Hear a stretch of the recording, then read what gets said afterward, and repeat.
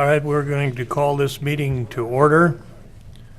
It's a meeting of the Ojai Basin Groundwater Management Agency, and we'll call it to order at 3:03.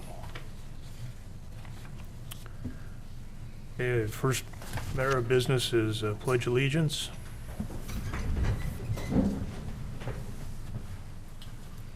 Pledge allegiance to the flag of the United States States of America, Republic for which it stands, one nation, one nation, under God, under God, indivisible, liberty, with liberty and justice for all. justice for all. Okay, the next item is the roll call.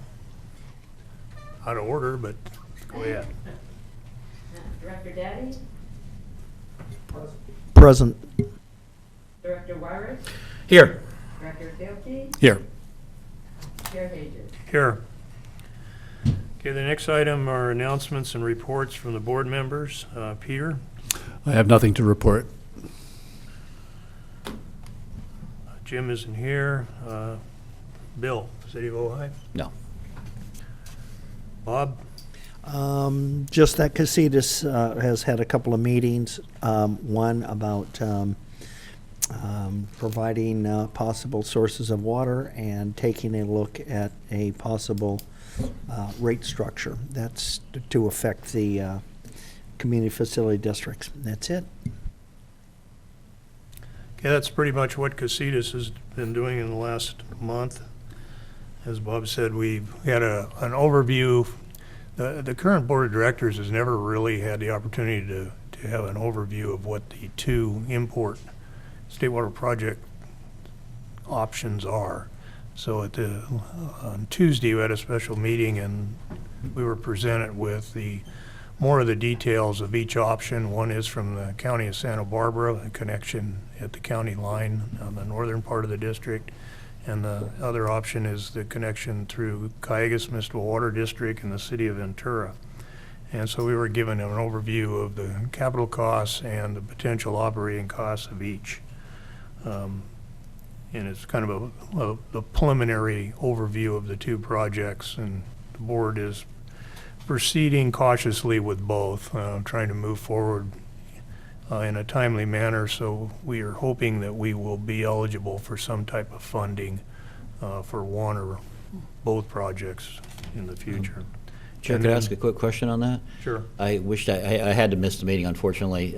Did the analysis include the difference on the benefit side in terms of alternative water supply options between the two? Yes. If there was difference between the two? Okay. Yeah, basically the Santa Barbara project has a cost of about $15 million, but it has some funding options to it to make it attractive.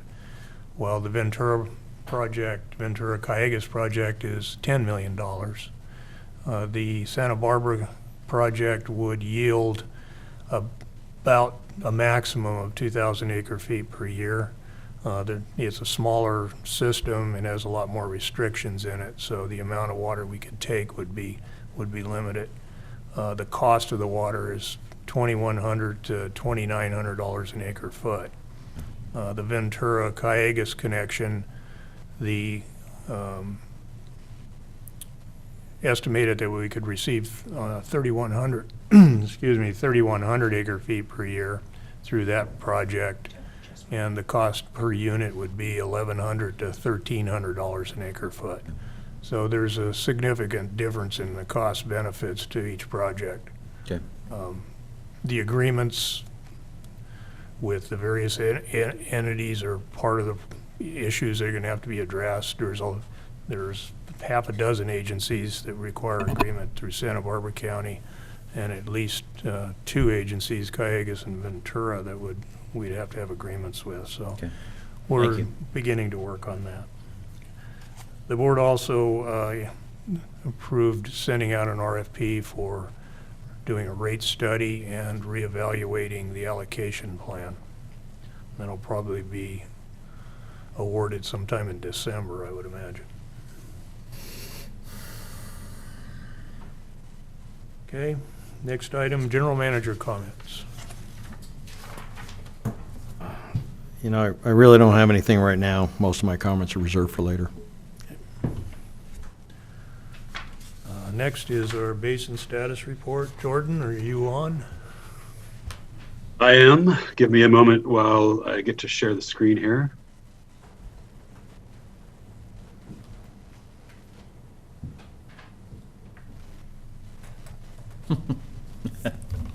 And get Like to the talk title. about our summertime trickle, the Ojai Basin conditions, and we'll give a little bit of an update as stated in the agenda about the depth discrete monitoring wells and some of the monitoring that we've been doing and updating some of the loggers throughout the basin.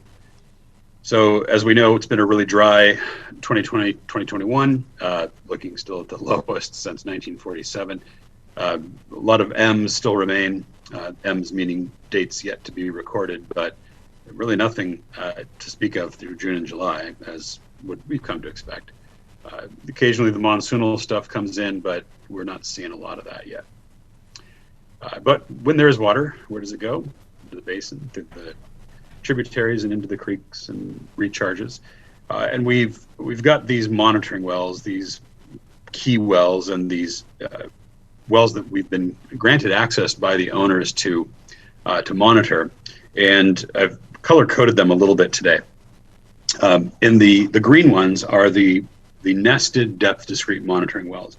The one in the north is at the San Antonio Creek Spreading Grounds Rehabilitation Project that was installed under Prop 50 funded rehabilitation project. It's a county project of which the OBGMA is a partner, and we've taken over on really monitoring that and maintaining the loggers in that well. And of course, the recently constructed southern depth discrete monitoring well, that's down here, also nested, also now has loggers in it. And we've got these blue ones that have loggers in them and we believe are accessible because we're either downloading data actively via the Elrod well or the Hansen well further to the west on Park and Grand. The Topa Topa Ranch well number 5 has a logger in it. It's not accessible, but it should be logging, and we need to actually replace that, download it, and replace the cable. The red one over here was Jerry Conroe's well. That was a well that was formerly used for monitoring. We have some data from it, and since he sold his ranch there, we haven't yet had access to that well. So we should get back over on that, at least one of those two in that area. Over here, this is the Lago Marcino well, and that's a well that was recently rehabilitated by Lane Christensen Company, and in so doing, they severed our cable, allegedly losing our logger down to the bottom of the well. Although those things do have value and sometimes grow legs and jump into drillers' lunchboxes, but that's just hearsay. And of course, we have our point of discharge from the basin where we're monitoring monthly, and we'll talk about that here soon, but there's also a logger there. So we've got, these are the EKG points, if you will, where you get your cardiogram of the basin. So how does that look? Well, like this. This is from the Elrod well download this week. And as you can see, it's all the way back from 2017. So coming out of the drought, coming up to peak in spring 2017, receding through the summer, a little bit of recharge 2018, quite a bit in 2019, relatively average in 2020, and hardly any to speak of in 2021. And we're, of course, receding. What's interesting about this graph, among many things, and every time I take a look at it, it tells me something new, but the slope of the line is very consistent for this time of year and this time of recession in the basin. It really speaks to the consistency of extraction and consistency of the basin to support and sustain the operation and management of the basin. So when I look at a graph like this, it's up and down, yes, but there's no surprises. It's the nature of the basin. If we extend that to a longer time frame, dating back to the 1940s, you can see where we are on a longer term scale. Currently, that depth to water is 165.42 feet. puts us at about 67% capacity in the basin, or 53,600 acre feet. What's key about this point is that we're kind of getting down again to what would sort of be that decadal drought nadir from the 70s through effectively 2000 teens, wherein we had depths to water in the 5L8 well, which incidentally is different from the Elrod well. We don't have access to that one, and it has some infrastructural issues that don't allow a logger to be in there. So all data points from about 2013 on are from the Elrod wells, and that's the well that you just saw the graph of. But you see that this water level, it has now reached the 2000, that would be 17 point. So that decline, we'd consider, we might get down to this level somewhere around 190 feet this year before we see a rebound. But of course, that all depends on irrigation practices, pumping, and of course, precipitation and recharge. But still, the water flows in the creek. And at daylight the other day when we did this survey, starts ponding just up from Skunk Ranch Road, about 540 feet up from it. And that might not mean much to you where you're seeing a GPS unit on a rock, but I thought I would bring back this map and kind of animate what that looks like. Of course, groundwater is flowing throughout the basin, but much of it is also flowing in that perched aquifer system, which is in direct continuity with the creek. So where is this daylighting point? It's right here. So I just animate that creek flowing out from that point. All the other creeks are dry, at least on the discharge side of the basin, coming out, daylighting water right here, just enough to daylight and exit the basin, effectively all the way down. With some intermittent flow in San Antonio Creek proper, but by the time it does get to Ventura River, there is some flow at the confluence.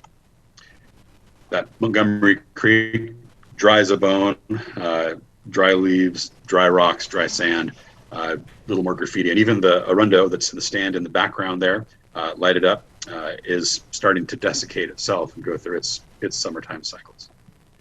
Where we monitor the flow in the creek at the discharge point, you can see the bedrock there on the right of the screen, and we typically have been able to have our line go across this broad point, which is nice because over that time we've sort of cleared out quite a bit of the flora there in the creek itself.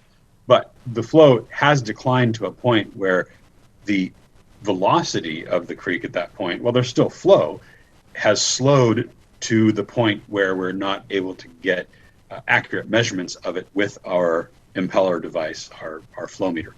So what we're going to have to do is, we still can estimate it for the purposes of this month, but we'll probably end up actually bringing out some 2x6s or 2x8s and creating a small weir while the flow is of this magnitude that we see today.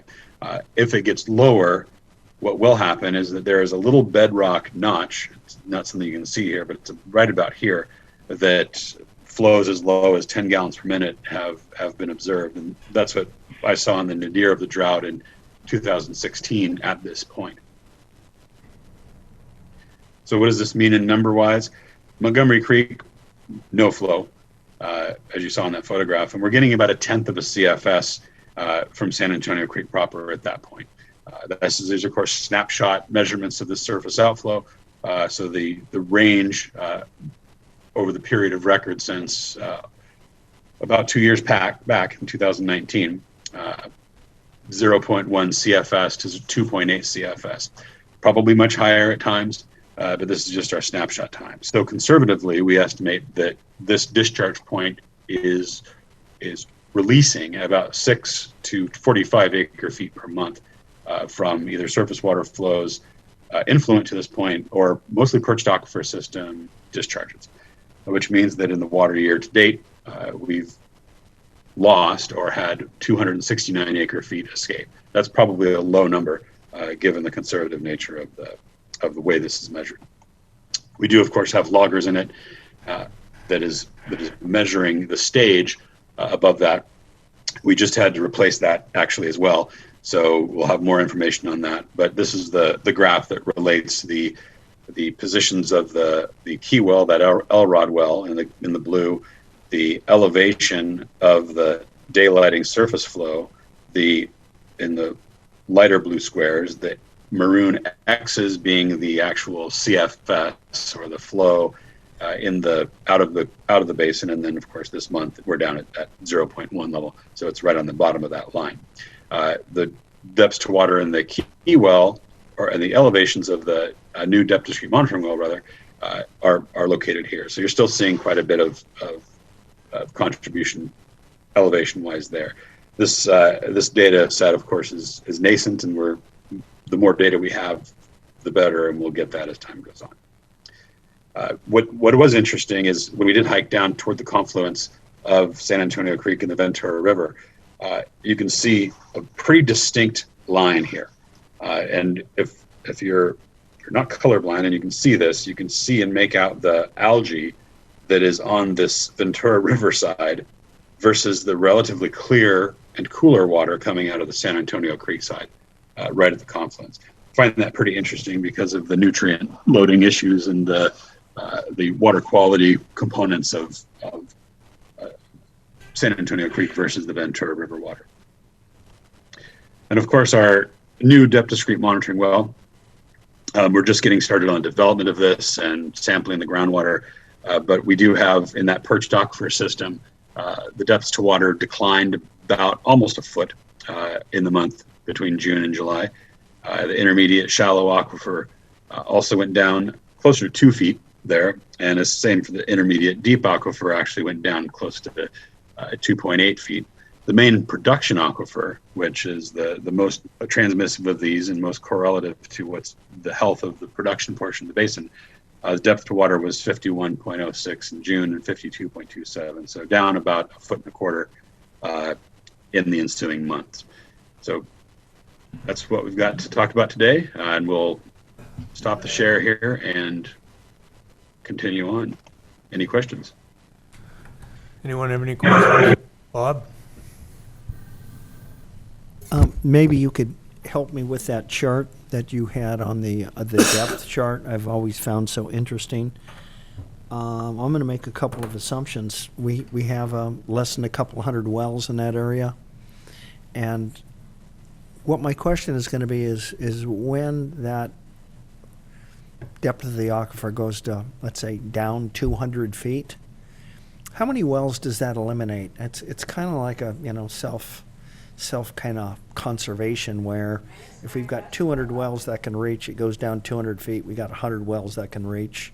It slows down the draw. So how many wells are going to be offline when we hit 200 feet, or if we hit 200 feet? So that's a really good question, and it's really well specific, because some wells have pumps that only go down 200 feet or so, and they don't produce water, even though the well itself may have 100 or 200 feet of water below it. That pump could be lowered and alleviate that issue. Some wells are, like, for example, the basal alluvial well at the northern depth discrete monitoring well is only 210 feet, and it's always had water in it throughout this time frame. So theoretically, one could pump a well of that equivalent design and still have plenty of water. The question then becomes, from a management standpoint, is it worth pumping my well with that lift? Are there sanding issues, or are there other issues with well maintenance and infrastructure that would limit the ability to pump from the groundwater? So I don't have a number of how many wells would go offline at any given point, but that would be an interesting metric to make and graph, because if we do have that hydrograph reach a certain level, then you would certainly see a number of wells that are doing just fine and producing some quantity of water, and then as it declines, they would need to come offline or get an alternative source of water. And some wells are shallow by design, by necessity. Some wells are deep in the bedrock and really not affected by the alluvial basin. We'll talk a bit more about that later. So it's something that maybe we'll take a look at for future meetings and kind of come up with some kind of quantification of depth and viability, or number of wells of viability, based exclusively on the hydrographic record. Yeah, and the reason for that question is we're going to reach a certain point where the demand, even though the drought goes, even though it gets drier, even though they need more water, the demand is going to decrease on that aquifer just because the straw doesn't go down far enough. And so it would just kind of be interesting to find out where that point is. There is going to be a point in there where Yeah. it's going to kind of get static and it's going to stop diminishing. So. Yeah, it's the point at which the juice is not worth the squeeze, and people managerially decide to seek an alternative source. And that's important because that's how this basin has sustained for so long without any of the major undesirable results that we've been discussing with the GSP in the past few months. Okay, anyone else have any questions? All right, we'll move to, thank you, Jordan. Thank you. Public comments on items not appearing on our agenda. And I would ask that anyone from the public, if, even though we probably know who you are, to state your name because we're trying to record all this for our sustainability planning requirements. Any comments? Any questions? Okay, hearing none. Anyone on Zoom that has any questions? You see anything, John? Okay. All right, next item is our consent agenda, and we don't have the minutes available, so we'll skip that one. Yeah, we'll bring those back next month. Item 8, action items, a treasurer report. I'll just give you a brief overview. No significant expenditures this month. Our fund balance, for the most part, has remained pretty static. But tonight, we've signed some checks, and you'll be seeing probably at least $120,000 of expenditures in next month's billings, and that will be there'll be over $50,000 for the monitoring well construction. Cure had support for that as well. It's about $27,000, and we've had some billing from Dudek that was over $40,000. So I just want to make you aware of that. And certainly we have extraction statements have been mailed out, so we do expect to see more. Huh? It's coming in? Yeah, it's coming in, and so we do expect to see more revenues that would help offset some of this expenditure. When do we expect to receive the grant money for that well? Well, it's only been billed quarterly. The biggest problem is they send me out a notice a week before they want the package turned in. Mm-hmm. And of course, I got to coordinate with Jordan. I've got to coordinate with Roberta, and so we didn't get it in this time. So it looks like it's going to be the next quarter before we get that in. Okay. But we'll definitely get it in because it's a significant amount of expenditure, and we need to get reimbursed. Or cash flow, okay? Before you go on vacation, right? Well, it'll be the next quarter, so. All right, okay. And just lastly, I wanted to mention, I did mention, we did send out the extraction statement, so if you look at the April, May, and June period for 2021, extractions by period, it's the last page. You only see about 2,300 acre feet that have been recorded so far, so we just, and the revenues are certainly much lower than normal, so we'll be expecting to see that number higher probably by the next meeting or two. And then lastly, we already talked about it, so I'll be putting together the cost and the submittal for the reimbursement on the monitoring well. So going forward with other expenditures that we're incurring, are we okay on cash flow? Well, that's something I've been watching, and so I'm a little bit concerned. I talked to Peter Thielke a while back, Director Thielke, and the board, we may have to come to the board and try and get a bridge loan for a short period of time, and he provided me some information about somebody he's worked with for the mutuals, or we could certainly go to the local bank, but Director Thielke indicated that the person he worked with, they were much more favorable in the interest rates and I guess the expenses related to that loan. But I want to see what happens this quarter, but I know we're still going to have to, cover costs for Dudek to get the GSP finished. And so it looks like we're going to have to start talking about this pretty quick. Any idea? Are we talking about 100,000 up to $250,000? Any idea what the bridge loan capacity would be? Well, Dudek's contract was for over $400,000. And we haven't spent that much of that, maybe up less than 100,000. And so potentially, depending on how much they, that fee was based upon what we all thought we knew at the time.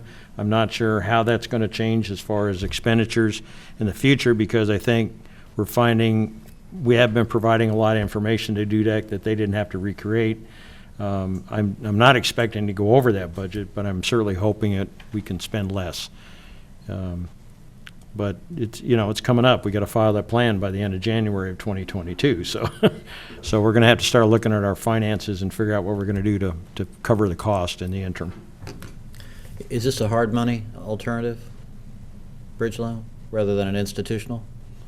You mentioned it was, I was just curious, the source of the funds for the bridge loan. Was it a hard money alternative to an institutional or regulated financial institution? I think Director Thielke worked with a financial institution. It was a financial, Yeah, it was a regulated financial institution. Colorado bank called CoBank. Oh, okay. And you're familiar with them?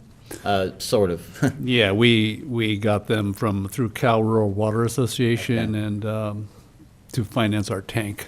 Okay, Couple years ago. You answered my question. Yeah. Thank you. That's all I have. Hey, any questions on the financial reports? And I guess just, sorry, one last comment. Just a reminder, we decided not to go after the grant monies from the state for a lot of reasons, because we'd end up spending a lot of money just managing the program. We could have got reimbursed for it, but quite frankly, the whole grant system with the state of California, in my opinion, is a nightmare to deal with. And so the board had that discussion some months ago and decided they didn't want to deal with the grant, and that's why the extraction charges were also increased. And in theory, those are going to be only in place, that portion, to cover the groundwater sustainability plan. And once that's finished, the expectation is those fees will either significantly decrease or drop off. Yeah, we have, our future revenue projections, we have more than enough to cover the expenses that we've budgeted for. It's just a matter of timing right now. And even if we would have applied for that grant, we probably still would have had a potential cash flow issue. I think it has more to do with this well than it does the sustainability plan. Agreed. All right, if no other questions, do I have a motion to approve the Treasury's report? I so move. Second. Call the roll. Director Duffy, Yes. Director Daddy, Yes. Director Weirick, Yes. and Chair Hayes. Yes. Thank you. Item 8B, update on groundwater sustainability plan. Trey, you're up. Good afternoon, Chair Hages and directors. Can you hear me all right? Yes. This afternoon, we have a presentation on future water budget simulations and also proposed projects and management actions for the groundwater sustainability plan. My colleague, Trevor Jones, is going to present on the future water budget simulation. So Trevor, do you want to go ahead and share the screen, or do you want me to share? I can share right now. That works fine. Can you guys all hear me okay? Yes. Yes. Awesome. Great. Nice to interact with you all again. It's been a few months since we've talked water budgets, but as Trey mentioned, my name is Trevor, for those of you that don't know me, and I'm going to walk through some approaches that we've taken to develop and simulate future conditions or projected conditions in the basin, what they kind of tell us about how projected conditions are going to impact resources in the groundwater basin itself, and where we might go from there. So it's going to build on the historical and current condition water budgets presentation that I gave, I think, a few months ago now. And as part of that, we discussed a little bit about the conditions we were considering simulating, And we're going to finalize that here and demonstrate what the simulations tell us using those conditions. So I'm going to jump right in, and really there's two components that we're going to be constraining as part of the future simulation conditions. The first is going to be the hydrology, and then the demands of the groundwater basin. So what's actually pumped out of the groundwater basin. For the hydrology, the purpose of constraining a specific hydrologic period is that we input that data into the distributed parameter watershed model that D.B. Stevens developed to generate estimates of groundwater recharge, which is then used as a component of the projected simulation in the market closer fact model. The projected hydrology that we used for the projected simulations is the water year 1944 through 1993 hydrology. So the figure on the right is a graph of historical measured precipitation in the basin at the NOAA station in Ojai. Here we've got cumulative departure from mean precipitation shown with these different gold markers. We have annual precipitation as in the bar chart, and then the mean average annual precipitation is shown on this using this black line that crosses the entire chart extent. The 1944 through 1993 hydrology is shown in this shaded blue color. And really what it tells us is we're starting off the projected conditions in a declining limb of the cumulative departure from mean curve. So we're starting off the projected simulation in drier than average conditions, so in a drying period. And then about midway through the simulation, we start entering a wet period. It's similar to what, a little bit actually reversed to what we saw in terms of hydrologic record for the historical and current condition simulation, where in the 1970s, we started off in this gaining limb of this cumulative departure from mean curve, a drying period in the mid to late 80s, and then another wet, and then followed by a subsequent dry period. So what we're doing is this declining limb of the cumulative departure, and then a gaining limb. In terms of some just basic statistics about what that means in terms of hydrology, measured precipitation at this rain gauge from the 1901 to 2019 record is around 20.5 inches. This 1944 to 1993 period that we're using for projected conditions is right around that same value. So a little bit shy of the 20.5 inches, but similar in terms of a 50-year average compared to the long-term historical record measured at this rain gauge in Ojai. In terms of projected demand, so we're assuming a constant extraction rate of around 4,000 acre-feet per year. That's similar to the sustainable yield that we estimated using the historical water budget, historical model of around 4,100 acre-feet per year. And the way that we designed the extraction scenario is we assigned pumping rates at each individual well using the average 2014 to 2019 extraction scenario distribution. So essentially, the prominent groundwater extractors during this 2014 to 2019 period would remain the prominent groundwater extraction wells moving into the future. And extraction rates were held constant throughout the entire 50-year simulation. Now, as part of the GSP requirements, we're required to not only assess a projected period, but also to assess the potential impacts of climate change on groundwater resources and the potential that might impact how groundwater is managed in the basin. So we simulated three scenarios. First is this future baseline scenario, which is where we just took that 1944 to 1993 hydrology and use that measured data to run a 50-year projection simulation. That's kind of, as it's stated in the title, the baseline conditions. So under kind of historical climate hydrology, how is the groundwater resource going to respond to extractions at 4,000 acre-feet per year?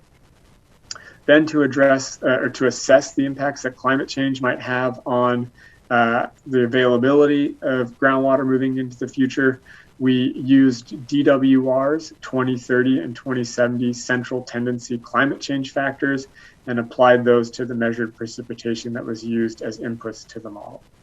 What the climate change factors are their monthly adjustments that DWR has provided as part of the GSP development process that directly scale monthly precipitation and evapotranspiration or temperature that you would then use as an input to your groundwater model. So for the 2030 scenario, they've provided a set of monthly adjustment factors that we directly multiply to the precipitation and temperature that's used in the distributed parameter watershed model. The monthly adjustment factor scales, say, for example, if the projected simulation starts in January 2020, we would use the adjustment factor for January 1944 on that precipitation value that's at the input to the model. What that looks like in terms of how that actually impacts average annual precipitation and the distribution of precipitation moving into the future is shown in this table in the lower left corner of the screen and in the graph on the right side of your screen. So I'm going to start out by describing a little bit of what the graph is showing us, and then I'll discuss a little bit about, I'll discuss the table. So the graph on the right is showing a cumulative departure from the long-term average annual precipitation. So basically, we compute the difference between the simulated annual precipitation and the 1901 to 2019 average annual precipitation, and then we sum those differences through time to get an understanding of how of these different kind of periods that we're simulating in the model domain or in the projection scenario. So here again, like we looked at with the projected hydrology, we're starting the simulation off in 2020 in this drying period. So we have lower than average annual precipitation moving out into about 2042. Then we follow that period by a wetter than average conditions moving into the future. Now, interestingly, when we apply those change factors that DWR has provided as part of the GSP development, we see that the application of those change factors under the 2030 and 2070 scenarios results in more precipitation in the basin. So if we look at the cumulative departure from mean curve, the future baseline scenario is shown here with these gray markers and black line. And the 2070 climate change scenario is shown here in this orange line. So we end up with a higher, more total volume of precipitation over this 50-year simulation than baseline conditions. We see that reflected as well in the average annual precipitation over the 2020 to 2069 conditions. Under the baseline scenario, we're simulating an average of 20.2 inches of rain in the basin. And when we apply the climate change factors, that bumps up to right around 21 inches of rain in the basin. What's that driven by? So if we look at the dry years and wet years, dry, normal, and wet years, we see that the frequency of those moving into the future has changed. So under baseline conditions, like we would expect, the majority of the years that we're simulating are considered normal and dry water year types. So just over 20 of each. When we jump up to the 2070 to the climate change 2 scenario, we've shifted a little bit from the normal to the wet conditions. So we're taking those change factors, or taking those wet years, and they're amplifying them a little bit, which is causing this shift in a little more extreme events that we would be seeing under the 2070 scenario. Now, not only did we use these change factors for precipitation, but we applied them to temperature as well. So those change factors take monthly precipitation volume, they make an adjustment to them. And then DWR has also provided adjustment factors for ET, which we've then applied to temperature, which is used as an input into the model itself. Here, what I'm showing are two plots. The plot on the left is the mean monthly daily maximum temperature under projected conditions for the 3 scenarios, and the chart on the right shows the mean monthly minimum temperature under the 3 scenarios for the 50-year simulation.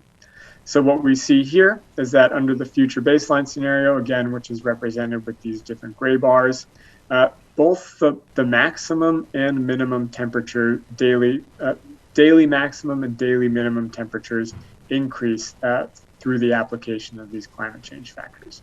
So we're simulating conditions that are generally a little bit wetter under the climate change scenarios, but they're also a little bit warmer. So we see, for example, in July, where the mean daily maximum temperature was just under 90 degrees Fahrenheit, that bumps up to around 95 with these DWR climate change factors. Same thing in that same month, the mean minimum was around 55 degrees Fahrenheit in July. That bumps up to around 60 degrees with these change factors. So the general conditions are a little bit wetter, but generally warmer, and we use those as inputs to the distributed parameter watershed model. We ran that model, extracted that data, and used that as inputs to the ModFlow model then to understand how groundwater resources evolve under these conditions. So I'm going to jump right into results here. I'm going to kind of take a minute to walk through exactly what we're looking at. It's a fairly busy slide, but I think it's fairly informative. So I'm going to start out showing, discussing the figure on the right, which is historical, current, and future water budget chart, where the different bars represent different components of inflows and outflows to the groundwater basin. And the black marker in line represents the cumulative change in groundwater storage from 1971 conditions. So marching all the way from the historical through the current and then into projected. This graph that I'm showing here and the table I'm showing here all represent the future baseline projected conditions. So that would be the 1944 to 1993 hydrology without any climate change factors applied. Kind of right off the bat, what we see under projected conditions is very similar to what we see under historical conditions. We have a cumulative change in storage that hovers around this 0 acre foot line, which indicates that we're not under this projected simulation where we're pumping around 4,000 acre feet per year. Over the 50-year projection horizon, we're not depleting groundwater and storage in any way that's going to be indicative of a condition that we aren't going to rebound from, right, under these simulation conditions. So say, for example, if we start the simulation off in 2020, right, I don't know, can you guys all see my cursor on the screen? Yes. Okay, perfect. So if we start the simulation off in 2020, we're in that dry period. We move on down the cumulative change in storage curve to a historical low. Maybe not historical low, but a low period in the projected conditions. We have a wet year. You know, let me interrupt for a second. You might want to change that cursor to a color, because when you put the cursor down on the white portion, it just disappears. Oh, and so my apologies. Well, we can see it on the black and the yellow and the blue. Whenever you move from side to side, that thing just if it's something you can make the cursor a different color, it would help. I don't know if I can make the cursor a different color. Okay, that's fine. Yeah. Make it bigger. I don't know how to actually. I can do the computer modeling, but when it comes to the technical stuff with how the actual computer works, I'm a little bit of a dork. So I don't know exactly how I can make that happen. But if I could talk generally, then if we look at the start of the projected period, I'm going to just hover, and maybe that means the cursor will stay alive. But we're in a declining limb of the cumulative change in storage. Then we hit a very wet year where precipitation recharge is high. That causes the cumulative change in storage to rebound. And then we see the same pattern. We have a decline in storage during dry years. During wet years, the basin rebounds, and we see that same signature as we move through the projected conditions. Good luck. Sorry? Nice and clear.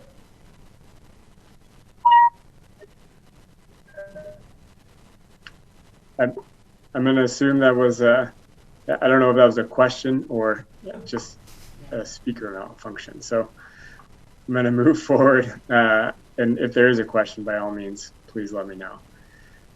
When we look at kind of average annual water budget components in a tabular form, we can compare kind of generally under historical conditions how, say, for example, irrigation return flows and precipitation recharges compares to the projected conditions. So under the historical period from 1971 to 2014, the ModFlow fact model is projecting that there's around 6,500 acre feet per year of return flows and precipitation recharge.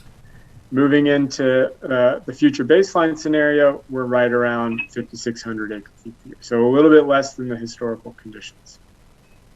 on the contrary, the mountain front recharge term is very similar to the historical conditions. In terms of groundwater discharges to streams, we're again a little bit lower. And again, that's due to the fact that we have a little bit less irrigation return flows and precipitation recharge compared to historical conditions, which is resulting in a little lower groundwater discharges to streams. But at the end of the day, kind of what we're probably most interested in terms of what basin management is the average annual historical and projected change in storage. Historically, under those historical 1971 to 2014 conditions, the basin was losing about 200 acre-feet per year. Under the projected conditions, we're at a positive increase in storage of around 140 acre-feet per year. So again, under these operational conditions and projected conditions, the basin is remaining in balance, I would say, over the 50-year horizon. Now, what happens when we apply climate change to that? So again, here now, the figure that I'm showing on the right is just the cumulative change in storage time series. We have the historical and current conditions shown in black, and then the 3 projected scenarios shown in different markers and colors. Maybe a little bit busy to differentiate exactly what's going on under these 3 projected scenarios. But the point here is that the scenarios aren't that different. What we get in terms of cumulative change in storage under the baseline conditions compared to the 2 different climate change scenarios is more or less rounding error. If we look at the table, changes to the mountain front recharge term and irrigation return flows and precipitation recharge, those components are all fairly similar. Here we've got a little more mountain front recharge under the second climate change scenario, under the 2070 climate change scenario. But what that results in is a little higher groundwater discharges to streams. In terms of the total average annual cumulative change in storage, they're all right around that 140 acre-feet per year. So the takeaway message here is that under the climate scenarios that we've simulated, we're not seeing very much impact in terms of changes to precipitation and temperature on the simulated and projected groundwater conditions in the basin. Again, these are results specific to the climate change factors that we've used, which are those DWR 2030 and 2070 change factors. But end of the day, the 3 simulations all produce fairly similar results in terms of total groundwater storage in the basin by 2070. And that, I believe, is it for me, and I'm happy to answer any questions or go through anything a little bit slower if needed, but I'm happy to discuss anything at this point. Okay, Bill, you have a question? Yeah, a quick question on a small compound question. Does the to the extent that the spreading grounds would be in this water budget, would that be in the mountain front recharge category? And is that operation of that under current permitting assumed or not assumed in this water budget projection? The operation of the spreading grounds would be under this 3rd row, where we see a constant 21 acre-feet. That would be in the 3rd line? Yes. Septic wastewater? Yes, and we are currently assuming that they're not operational. So they're So not this water really- budget assumes no operation of the San Antonio spreading grounds for this entire model period? Yes, that's Okay, correct. thank you. Bob? We've got an awful lot of time on this graph here. Yeah.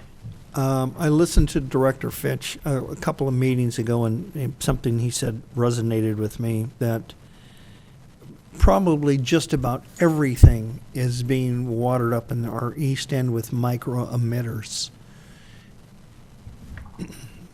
How much is that actually saving? Because I don't want to, I mean, that's an artificial influence where they're taking, I believe, a lot less, and they're having a lot less transevaporation, and we're probably getting some more recharge just because of the advance in the agricultural methods. So where can you put that in there? Are we saving 1,000 acre-feet a year, 500 acre-feet a year, just due to the fact that they're doing such a better job with managing water use? So we currently are not accounting for that in this water budget. That would require us to go into, I believe, the distributed parameter watershed model. And if I understand the development of that correctly, there's a little bit of pre-development work that incorporates those irrigation efficiencies into how much water is required across the basin for irrigation. And so we didn't touch that as part of this projected scenario simulation. In terms of what it might save in terms of water use, it's hard to say, because what it might save in terms of water use is also going to reduce the amount of irrigation return flows. So it's hard to say without any kind of calculations what the basin would, or how the basin is being impacted by the increased irrigation efficiencies. Okay. Any more questions? Anyone in the public have any questions? Okay, thank you. Climate you, guys. change, the impacts of climate change are interesting. We went through a similar thing with the Casitas safe yield, and the thing we found had the most impact was evaporation rather than precipitation. Yeah. Which Yeah, and that's what we see a little bit with the temperature as well. So that's kind of explains the small order of magnitude, since evaporation's not the issue with the groundwater Yeah, basin that Yeah. it is in the lake. yeah, and the ability to capture those wet periods is an Well, that, important part of it. and I think it's going to be interesting. What I love about this model is I appreciate knowing, and it's a conservative assumption, the right assumption of no operation of spreading grounds, but if it could be put into operation, it's interesting to plug that in. It's not an insignificant order of magnitude if it could be put back in operation. No, it isn't, absolutely. Yeah. Okay, if there's no other questions, could you give us an idea of what's next in our next step in this planning process?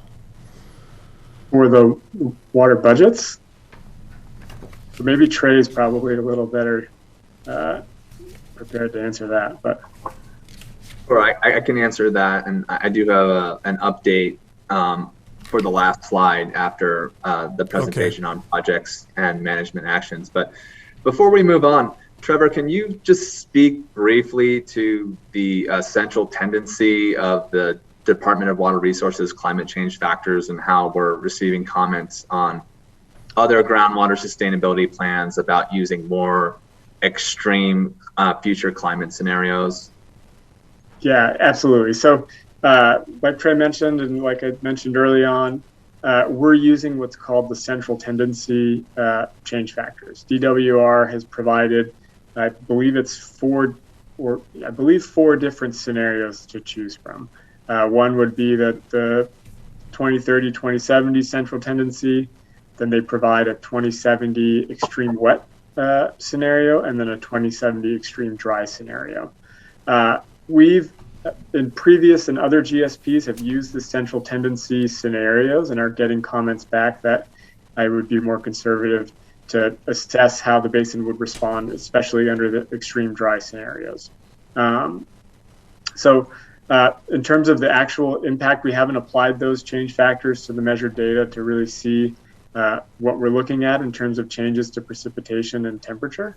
But it is a comment that we're receiving from different stakeholders and interest groups, is that we should be potentially considering incorporating these more extreme conditions moving into the future. And I think that kind of is in line with what Jordan has presented previously as well. In the current water year conditions, were lowest since 1943 or 1947 precipitation measured on record.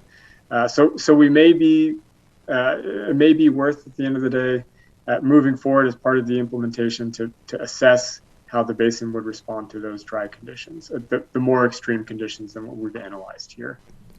Trevor, John Mundy. Question on that.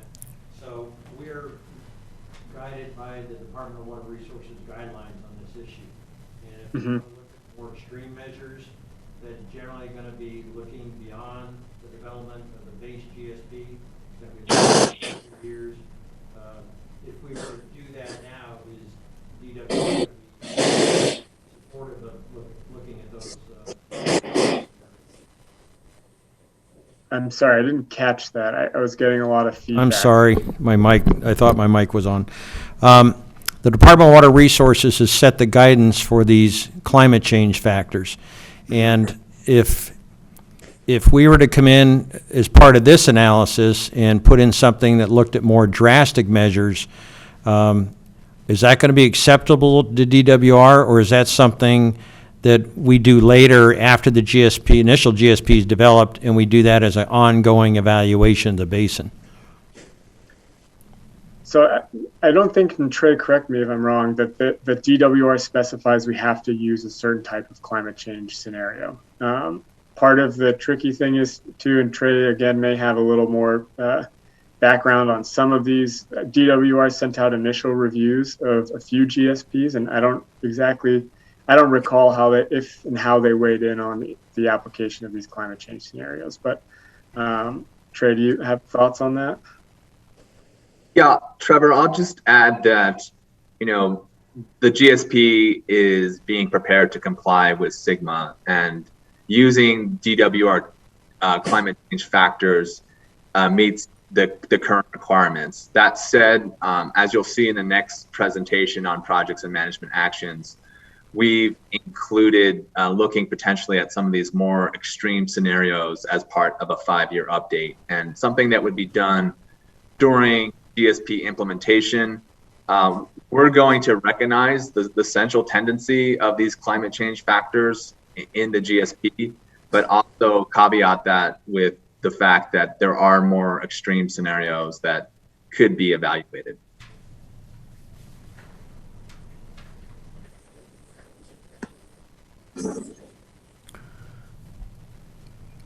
Okay, if there's no further questions, you want to proceed with the rest of your presentation? Thank you. Chair Hages, our next presentation is on projects and management actions to be included in the groundwater sustainability plan.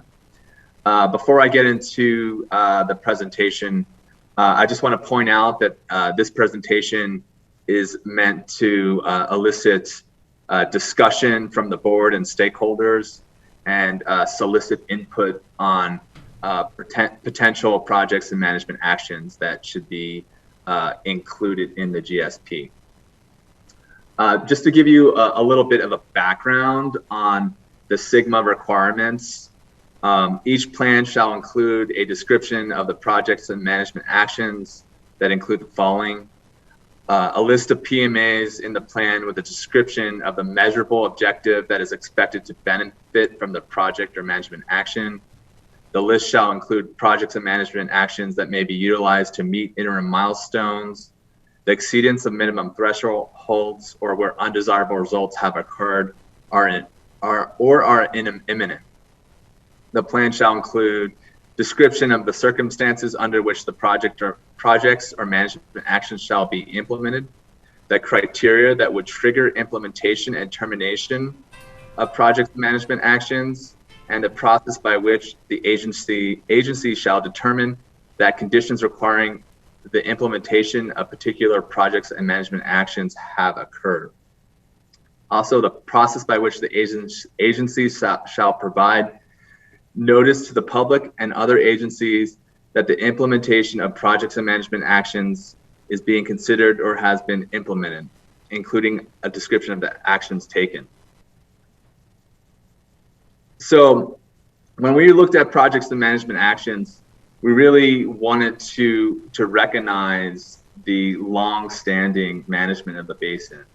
So we broke them up into existing projects and management actions that have already been implemented by the GMA and are being considered for continued implementation, and then proposed projects and management actions which have not previously been implemented.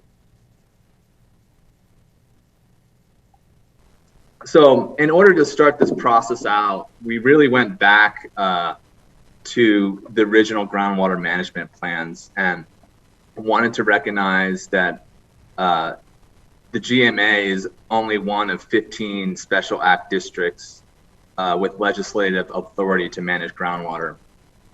As such, it has a rich history of groundwater management and project implementation. Groundwater management plans were developed in 1994, 2007, and 2018. And in those plans, there were 5 primary goals to manage the basin. And they are effectively equivalent to projects and management actions under SIGMA. So those goals were understanding the basin, protect and manage the basin, encourage supporting activities, effective communication, and effective administration. So I'm going to go through each of these individually and describe what they included. So understanding the basin really included monitoring, data collection, well permitting and registration, extraction measurement, self-reporting, and a corroboration of that data, and computer modeling. And that is the distributed parameter watershed model and the mod flow model. And I definitely want to commend the Basin and the GMA in that you did implement all of these goals. Many other basins that have groundwater management plans didn't necessarily follow through. So this basin definitely has long-standing management. Goal 2 was protect and manage the basin. So there were conditions for exports of water from the basin, conjunctive water use management, which included management of groundwater resources in the basin with Casitas water, establishment of thresholds and triggers, water levels at key wells during springtime high as a proxy for storage. And Jordan's been doing a terrific job with the monthly monitoring as he's been presenting at the board. A soft allocation, invasive species identification and eradication. Goal 3 was to encourage supporting activities. So this included data collection and storage, the additional depth discrete monitoring wells and data loggers. Again, these are actual management actions that the basin has implemented. So again, commend you for that. Water conservation, specifically the plan talked about contour farming practice group. I'm not sure on the current status of that, so maybe someone with more knowledge may speak to that. Or earlier in the meeting today, we talked about micro emitters that have been implemented throughout the basin, which really drive that water conservation in the ag sector, but there may also be potential for water conservation more on the municipal side. Abandoned wells, the well inspection program, artificial recharge. As we discussed earlier, the San Antonio spreading grounds are currently not operational because of some of design issues, but I think this particular action was looking more at alternative incremental spreading grounds lower in the basin. The Ojai Basin desalter, which was a project contemplating treating poor quality groundwater. Watershed management, which is cooperation with other agencies, including Upper Ventura Groundwater Agency and the county. Goal 4 was effective communication. Advisory committee for ad hoc projects, the annual reporting, which the agency is conducting, and information sharing, key avenues for outreach and communication. So it was really interesting to go through the GMP and see how similar many of the activities are similar to SIGMA. And then finally, goal 5 was effective administration, funding, a link of the budget with extraction fees and development of fixed cost wellhead fee, which the agency, I believe, has undertaken. And then the enabling legislation had minimum requirements, essentially for de minimis users who would not be required to adhere to all the requirements, similar to SIGMA. And now we're going to jump into kind of some proposed projects and management actions that the agency has not yet undertaken. And we did want to recognize a longstanding management in the basin, and we did arrange. Bob has a question, so maybe we could Go ahead, pause Bob. there. Yeah, I don't want to get too far in this and go too back. Could we go back to goal 3? Surely. Let me zoom back there. Encourage supporting activities. Okay, I have for a number of years on the Ojai Basin's assaulter. I've been lucky enough to have a Cal Davis report on the brackish water and a number of different solutions. It appears that we have a fair amount, and it appears that we have it in the right area. What type of actual interest have we given to this particular idea? And with that, what kind of monies are available, if any, through the state to pursue something like this? Any idea at all? Well, I'll start with the funding, and I'll let Jordan answer probably the more technical desalter question. But certainly one of the main goals we've included for the existing and proposed management actions is to solicit funding to implement projects, and recognize that without state funding or matches, that the basin may not be able to afford particular projects such as the desalter. And Jordan, do you want to jump in and answer more of the technical side of treating brackish groundwater? Sure. This goal 3 bullet point of the Ojai Basin desalter, it actually was born out of a Casitas project when we were working with WREA and Steve Wickstrom at the time, and Mike Flood, hello Mike, to the extent he was around at that time, on sort of a new source reconnaissance level assessment.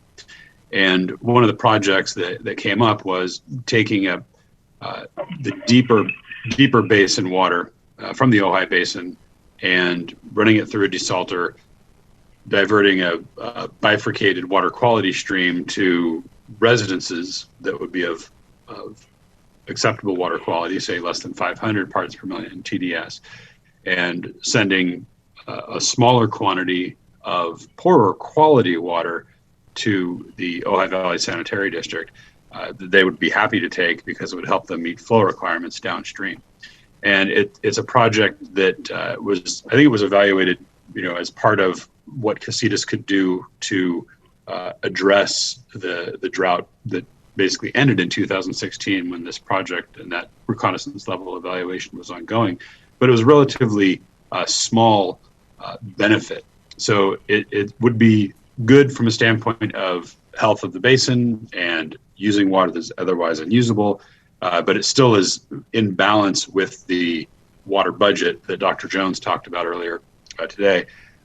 It still is a volume of water that is limiting, and the benefit from the GSP side would be that it would remove the undesirable result of a poor quality water should the basin water levels decline, as well as for some of the wells that are only screened and or sealed to extract water from those deeper aquifers in the basin. So I think it's something that it should stay in the crosshairs just from a standpoint of basin health. Is it new water? Not so much. It's still accounted for in the Ojai Basin budget, but it could certainly help out with respect to flow requirements for Ojai Valley Sand, and has that multiple benefit capacity. So funding-wise, I think that the plan was to privately fund this through Casitas, to the extent Casitas is private, as opposed to going for public funds in a grant sense. And should the grant come available for that kind of thing, I think it would be something that could be revisited. So I hope that answers some of those questions. Gordon, did we ever quantify what potential volume that there may be from implementing a desalter project? Massive.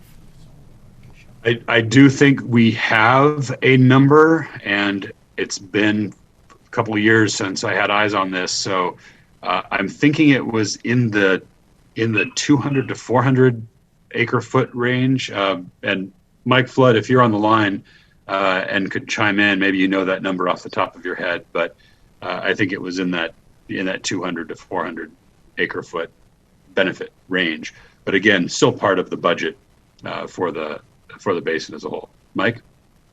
Yeah, I'd have to go back and look. That was the 2016 study, which was done just before I got here, but that sounds about right. That sounds like in the range. Mr. Kerr, the reason for my asking is it appears that this is my words only. We're putting money down a rat hole when we're taking a look at the spreading grounds. It's been a half a dozen years. It's been a number of dollars. It's yielded nothing. And I'm wondering if it isn't time for the County of Ventura to look for a different solution where we know that at 600 feet we've got brackish water. We know where it is. We know that we've got a volume. And for these guys to put in 400 acre feet of water in the spreading grounds at the millions they're going to spend, it looks like we can go ahead and see if we can get some diversion. That's what my thought was, that I'd kind of like to expand and see how that would work. I think, Bob, the difference is the spreading grounds, for all of their weaknesses, is additional water into the basin. This desalter is more of an emergency type of action that would not result in new water. We would continue to lower the basin even lower in a severe emergency. So I don't think this is something that it would obviously be very expensive, but. And that's the other point, is the cost per acre foot of spreading ground recharge is orders of magnitude cheaper than desalter. And frankly, I think it's more of a bureaucratic problem than an engineering problem as to why it's not been put back in operation. Yeah, I mean, it worked originally, in the original location, so I would think it has more potential than a very complex desalter. Well, when you can't change people, you change people. Yeah. Change the bureaucracy, yeah. Change the responsibility for who's running the thing. Yeah. So, can we continue? Is that to answer your question, Bob? Yes, it did. All right.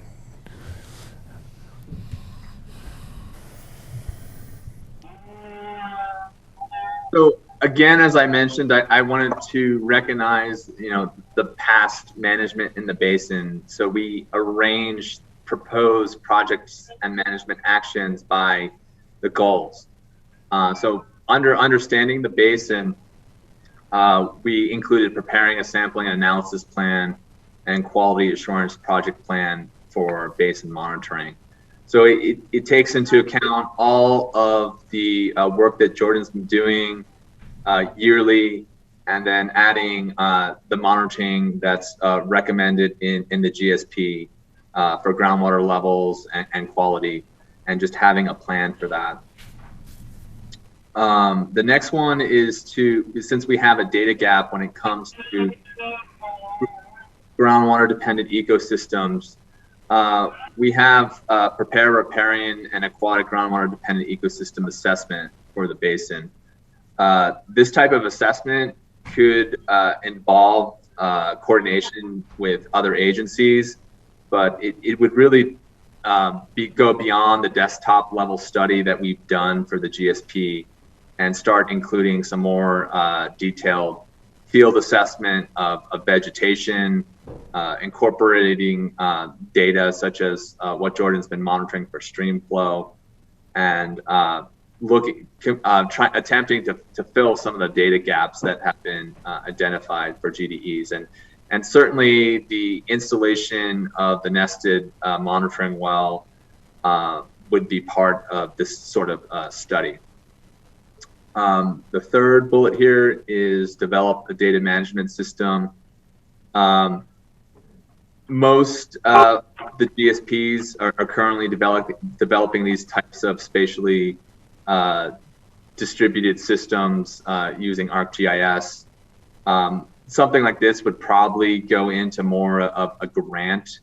Currently the agency has their own data management, but it certainly would be useful for annual reporting and 5-year updates. And then, as I mentioned earlier, the modeling that Trevor discussed really uses a central tendency with the DWR data climate change factors. So something that may want to be considered for the 5-year update is using some more climate extremes. Any questions with those proposed projects and management actions for understanding the basin, or are there any additional ones that should be considered?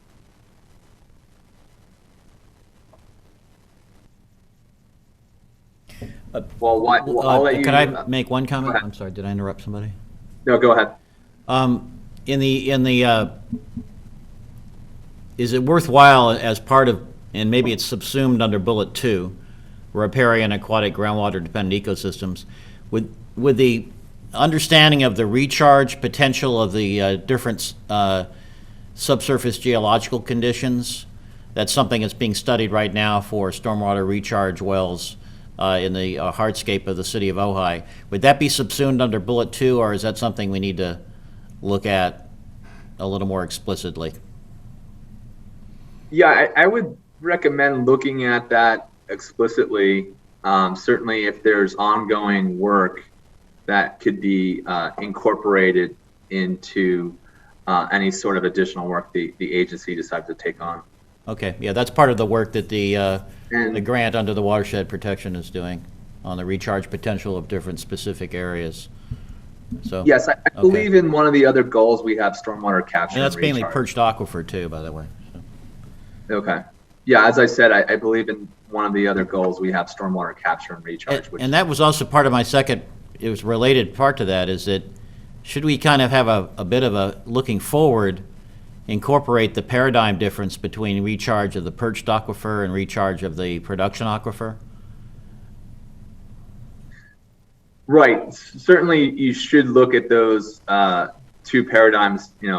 The recharge of the perched aquifer may have more benefits to downstream users and Exactly. stream flow than actual, Right. pumpers in the Ojai Basin. So, it's certainly something you want to consider and evaluate as you go through that process. Okay.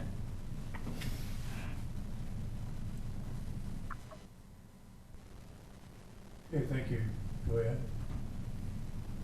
Under goal 2, protect and manage the basin, we've included develop a comprehensive conjunctive use water management plan. This stems in part from our conversation last month. Currently, there's de facto conjunctive water use of groundwater resources in the basin and Lake Casitas water, but this would be a more formal plan that would be prepared in coordination with Casitas. Are there any comments on that one before I move forward? You're talking about the conjunctive? Yes. What is the structure? That has to be done with CMWD. What is our structure for doing this with CMWD right now? What's the current status of that? We really don't have one. I mean, we began discussions of it, 2 years ago? And unfortunate circumstances with the lawsuit, it kind of fell Right. apart. So, but Does it's that have to be done as part of the GSP to get this done? And then does that mean we need to somehow address the structure again? Well, I doing think, this? I think we should, it should be a goal in the first 5 years of the plan to try to put together a structure Especially for that. post-adjudication. Yeah, I think both agencies are interested in doing that, so.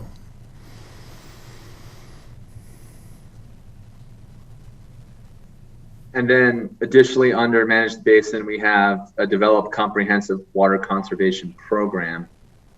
Currently, again, I think a lot of the water conservation in the ag sector has just been a function of droughts and growers wanting to more efficiently irrigate and take into account costs. But to my knowledge, there isn't anything that's formalized, and obviously this would be beyond just growers. It would include the municipal sector, and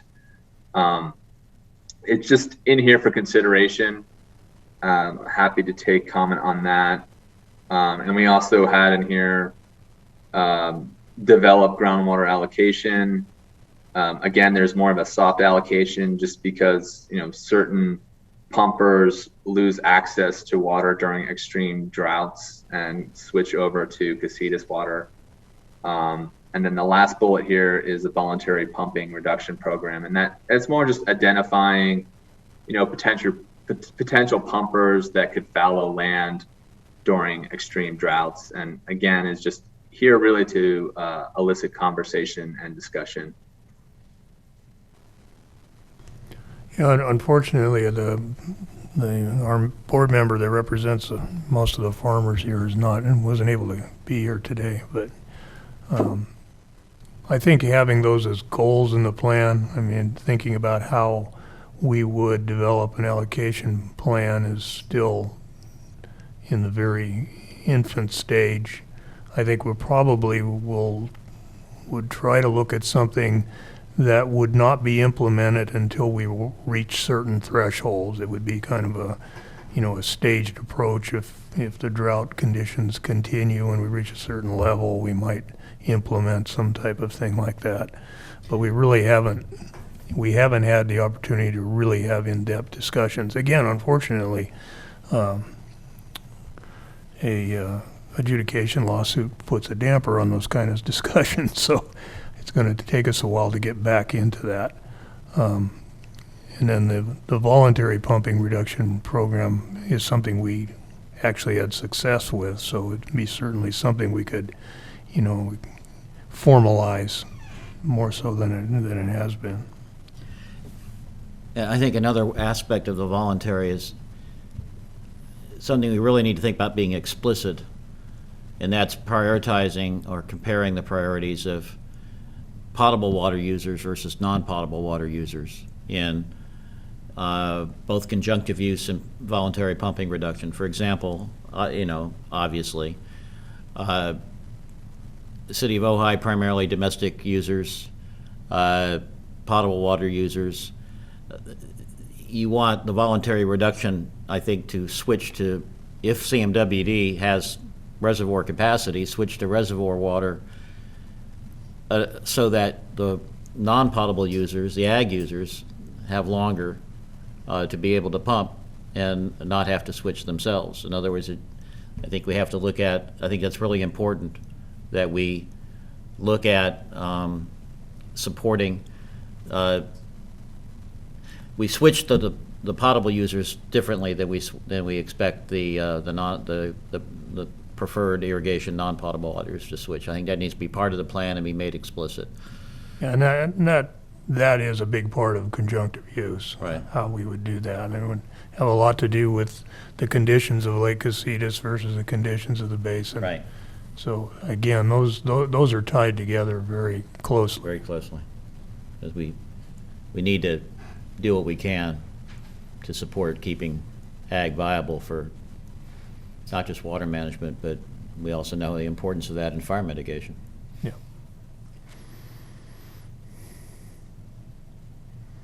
So I think all of those in goal 2, those are all things we have a desire to accomplish, but they are difficult and they're going to require time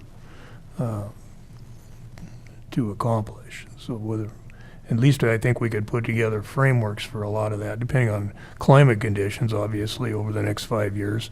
But we could at least get the framework put together in the first 5 years of the plan.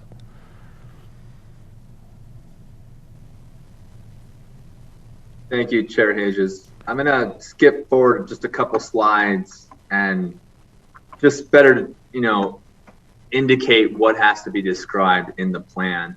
So really one of those is an implementation schedule. So that's where you can describe some of these management actions may not take place for 5 years, or when certain thresholds are triggered, such as groundwater and storage approaching minimum thresholds. So we'll be sure to describe that in the GSP and have you comment on it because I think that's an important point.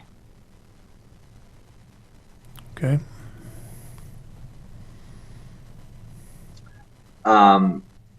We got through goals 1 and 2. I'm going to skip over here to goal 3, encourage supporting activities. The salt and nutrient management plan, that's really something that's linked to recycled water use. Likely would only be required if recycled water use were to occur in the basin. And that's the second bullet is evaluate recycled water use production for non-potable reuse. And the septic situation may be driving an increase in supply of potential recycled water for non-potable reuse over time. Okay, that's a good point. And then here is where we added the develop focused stormwater capture and recharge program, Right. which we discussed earlier. Yeah. And that's where the bifurcation, this issue is important between purged aquifer and production, I think.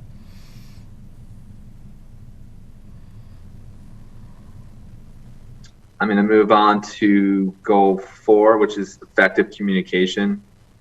In here, we put the evaluate settlement management plan for the physical solution. Obviously that depends on the outcome of the adjudication.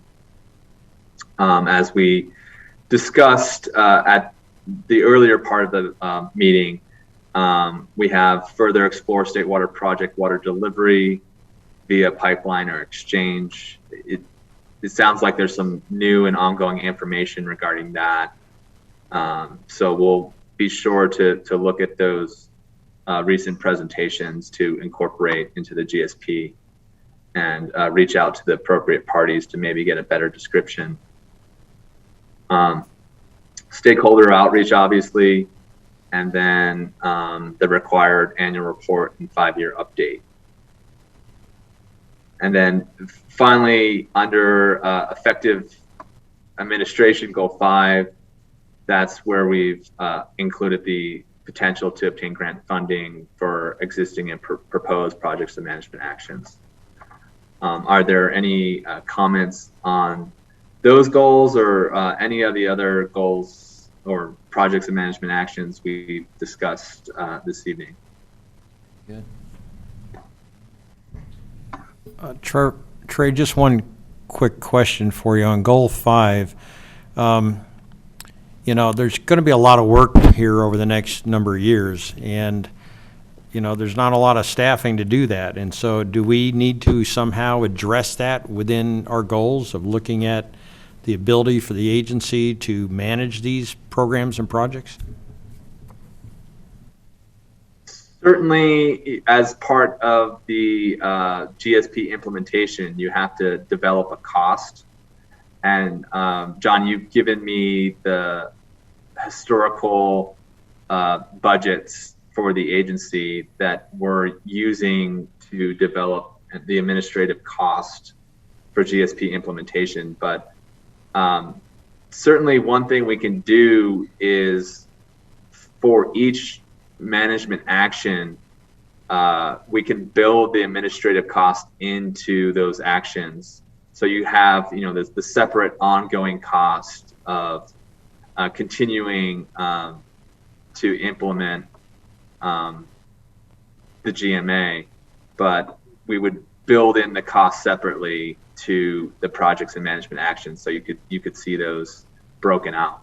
And certainly that would be very helpful, but at least from my perspective and being in management of water systems for a number of years, there's 154 well users in this valley, and there's a lot of money that potentially down the road that they're going to have to pay. And that concerns me a little bit. If you got a big customer base, it's one thing to spread the cost on, but there's a very small customer base here. And so I think somehow along the way, we've got to be cognizant of making sure we're not running well owners out of business when it comes to using their wells. That's certainly a fair point, and it's certainly an issue that's come up in many basins in the state as far as the cost per acre foot. So I like that was brought up earlier in terms of the cost per acre foot for the spreading grounds. It's certainly something that you would want to use to evaluate the different projects and management actions as part of the GSP, but also, when you're further defining those projects is coming up with a cost per acre foot for each one and prioritizing some of the projects based on cost, but also, other issues such as environmental constraints and bureaucracy. Thank you. All right, does anyone else have any questions? Does anyone from the public have any questions? All right, well, thank you, gentlemen. It was very interesting. We'll look forward to the next step here.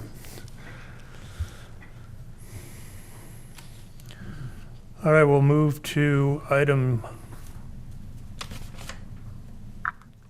8C. Well, this is supposed to be... Yes. Let me speak to this real quick. I had put this board seat, and it was supposed to be in Community Facilities District board seat, and certainly the description underneath the item title speaks to that. I didn't get any feedback from Peter, and unfortunately, he had to leave before 4 o'clock because he had another important Zoom meeting to attend to. So aside from that, my experience has been it's typically a minor area. I think the description underneath really speaks to the issue before the board tonight. And so if you'd like to, I did pull, this item is really related to the Community Facilities District board chairs and seats and alternative.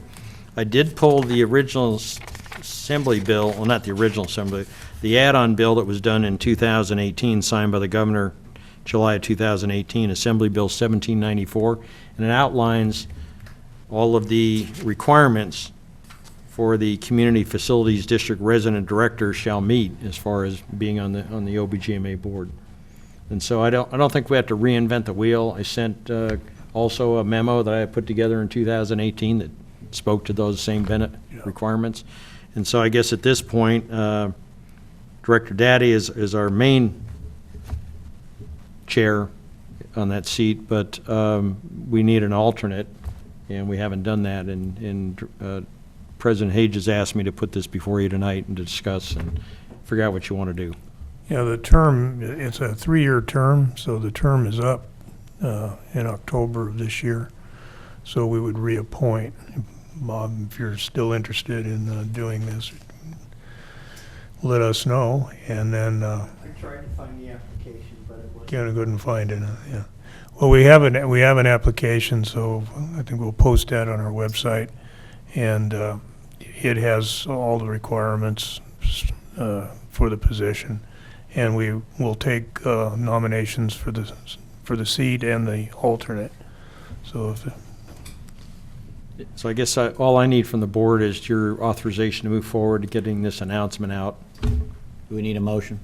I would ask for that. All right, move approval.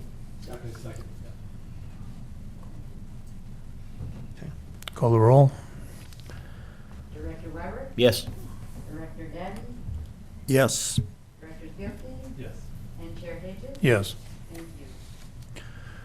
Okay, next item is item 8D, which is the Little Hawk Revocable Trust Permit Application. John? Yes, we did receive two well permit applications. I've looked at them. We also got an email tonight related to item 8E, the Colin Jones well permit, and he provided some more detail about what he intends to use that well for, and I can go over that when you get to that item. But Jordan, did you want to speak to these? Did you have anything you wanted to share? Because one of them's a bedrock well, as I recall. Sure. And in fact, they both are bedrock Oh, wells, okay. based on their location and required sealing depths and the like. If you don't mind, I'll share my screen here and take a quick tour on what the where these things are with respect to the basin. If you can see this is the County View website. It's a very useful tool for evaluating where a property is with respect to a groundwater basin and such. So zooming in, you can see the purple here is the Ojai Valley groundwater basin, ours.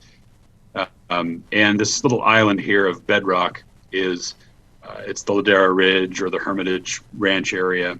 Gridley Canyon Road comes up this way, and here's San Antonio Creek, so Ladera on this side.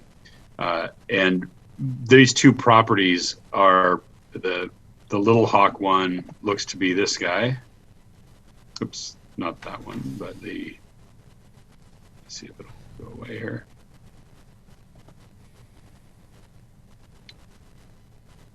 So that's the Little Hawk one. The groundwater basin, the alluvial portion, is just in the western side of this property, and it looks like they wanted to drill up here, largely based on logistics, I think, but it's going to be a bedrock well.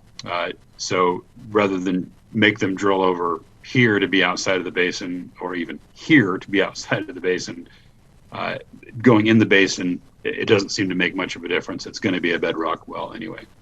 Over here on the Jones well, or the Jones property, let's see if that can highlight here.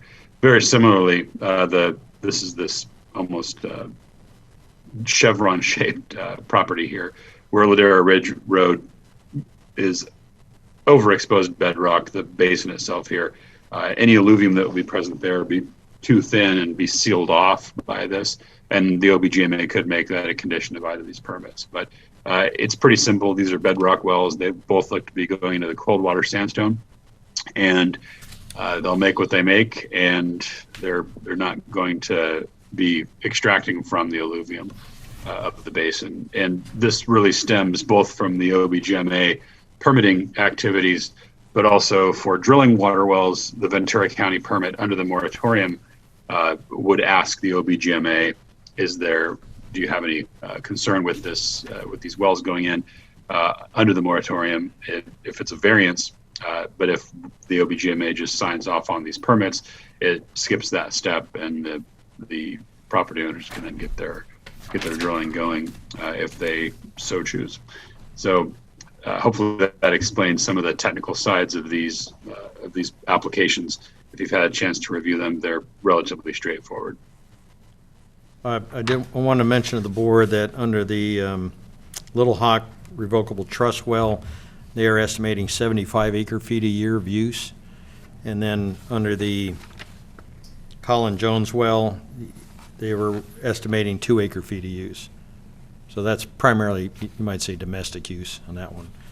I had one question. The Jones well, I believe, is a replacement well, while the Little Hawk well is a new well. Is that correct? That's correct. Yeah. Is that correct? Mike? Yeah, is this on? Yeah. Yeah, that's correct. We do have an existing well right now that's really not producing very little. For the record, could you state your name and? Sorry. Yeah, Colin Jones, 1809 Ladera Road. Thank you. And for the record, I had an ex parte discussion regarding the Jones application. When I saw what the purpose of the water was for, I had asked, being familiar with the property, where they were going to put the lawn in, because it shows that it's for ground cover. And Mr. Jones might be able to add to that. As he said, he did not fill out the application. It was filled out by the well driller, and so he might be able to give us a better, more accurate explanation of what it's really for.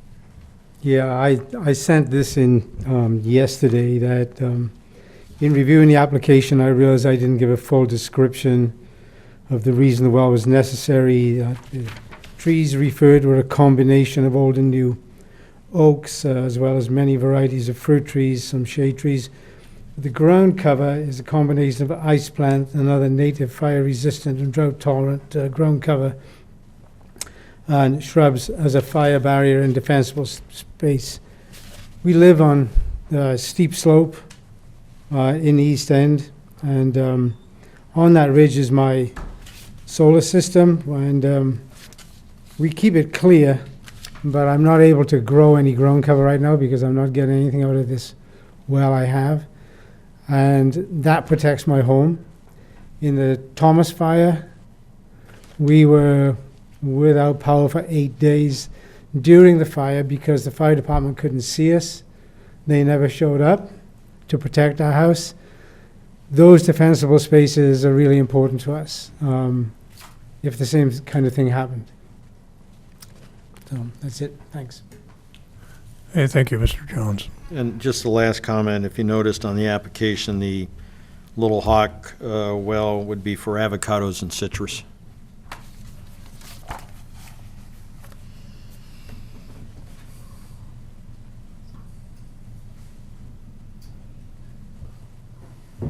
Well, to move things forward, I'll make a motion, if that's in order.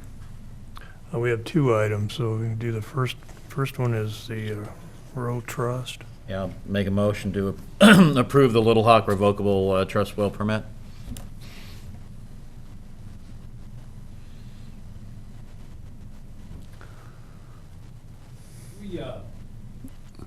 Maybe I'll squeeze in another question here. Sure. I just made the motion so we'd get to it. Yeah.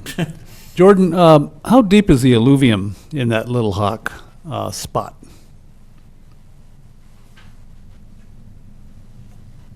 I believe it's less than 50 feet where they show they want to drill. Mm-hmm.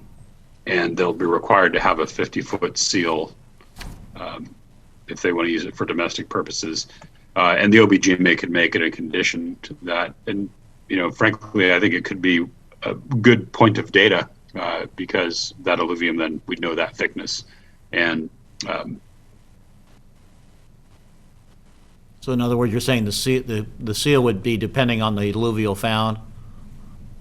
yeah, so the alluvium, let me go over to there. Yeah. I would so amend We're the not motion exactly that sure how thick it alluvial is. seal- Obviously, where they're drilling, it could be nil. I mean, it could be 10 feet thick. You see bedrock outcropping right there. As you enter, if you were to drive up Gridley Road and you look to the right, there's a really cool boulder that looks like a dragon's head. Some local folks call it the Dragon's Head boulder, and it's kind of a cool landmark when you get in there. That's in place cold water sandstone, and just to the west of that, where it looks like they want to drill, if it is in the basin, they would it would probably be. I'm guessing it's 10 feet thick to the alluvium there, where they're to the base of the alluvium. So the idea would be to amend the motion that approve condition on sealing all Sealing alluvial up, out.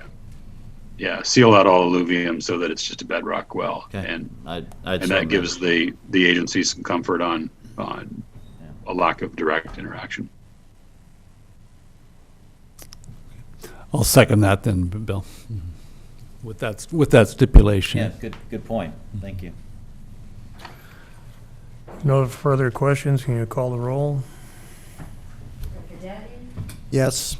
Director Weber, Yes. Director Duffy, Yes. Director Daddy, Director Hedges? Yes. You get 2 votes. You get to vote. Thank you. All right, then, the second item is the Jones well permit. I'll move to so approve. I second that. Call the roll? Director Daddy? Yes. Director Duffy? Yes. Director Wyrick? Yes. And Director Hedges? Yes. Thank you.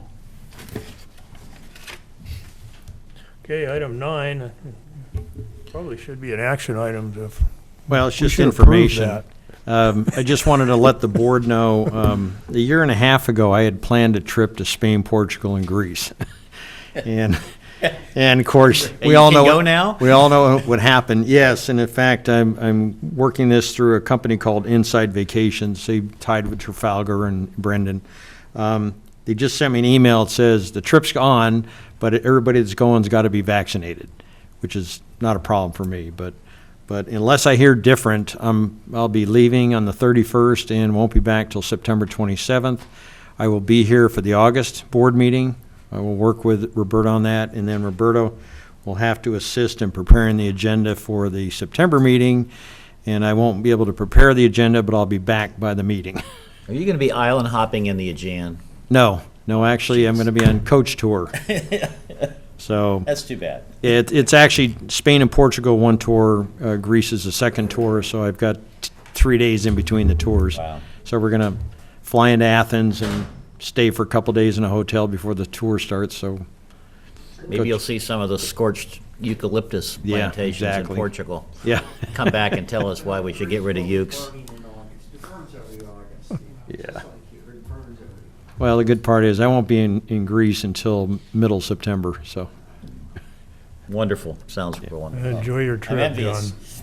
yeah. But it's just, I'd just like to make sure the board's aware of that, so if I'm gone, make sure you coordinate with Roberta on anything. Yeah. And We will. I'll have access to email and things like that, so it's not a problem. The board's a little jealous, but. Yeah. Yeah, exactly. You know, John, there is Zoom. We'll bring them in. As long as I don't have to post the agenda at my location. All right, if there's no other business, we are adjourned. Power is gone out. Yeah. 4:50. I guess that was one of those. Thank you for